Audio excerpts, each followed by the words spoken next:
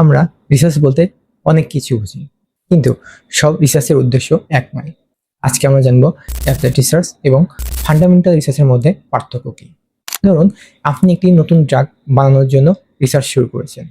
আপনার উদ্দেশ্য হলো ড্রাগটি বাজারে এনে মানুষের জীবনকে সহজ করা, অর্থাৎ আপনার তৈরি করা ড্রাগটি মানুষজন তাদের ডেইলি লাইফে ইউজ করতেছে। এটি একটি অ্যাপ্লাইড রিসার্চ। আবার অন্যদিকে কেউ একজন গবেষণা করছে মানুষের শরীরে একটি নির্দিষ্ট জিন কীভাবে কাজ করে। সে কিন্তু এখনই কোনো ওষুধ বানাচ্ছে না, বরং সে একটি নির্দিষ্ট জিনের বিহেভিয়ার জানতে চাচ্ছে। এটা ফান্ডামেন্টাল রিসার্চ, যাকে বেসিক রিসার্চও বলা হয়।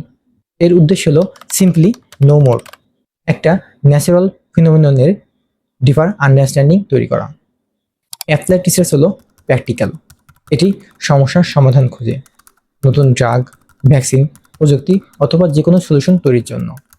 অন্যদিকে ফান্ডামেন্টাল রিসার্চ হলো থিওরিটিক্যাল, এটি যে কোনো তাত্ত্বিক প্রশ্নের উত্তর খোঁজে, যেটা পরবর্তীতে ব্যবহার করে প্র্যাকটিক্যাল সলিউশন বানানো সম্ভব।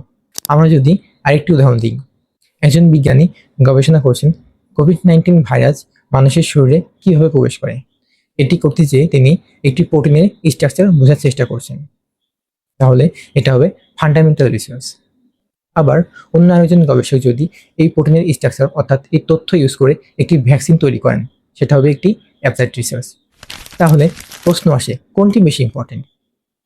উত্তর হবে দুটোই, কারণ ফান্ডামেন্টাল রিসার্চ ছাড়া অ্যাপ্লাইড ডিসকভারিজ করা সম্ভব না। আবার অ্যাপ্লাইড রিসার্চ ছাড়া ফান্ডামেন্টাল ডিসকভারিজ মানুষের কোনো কাজে আসে না।